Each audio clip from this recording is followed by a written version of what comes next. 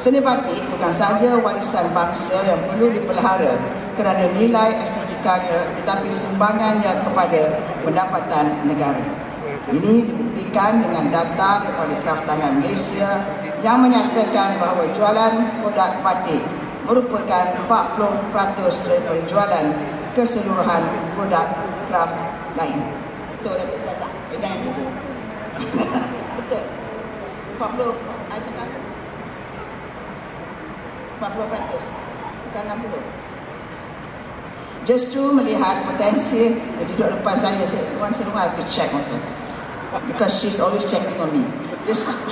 Justru melihat potensi yang besar terhadap permintaan batik, saya merasakan jualan batik akan lebih meningkat sekiranya kita memperluaskan pemasaran batik dalam industri fashion yang mempunyai potensi besar.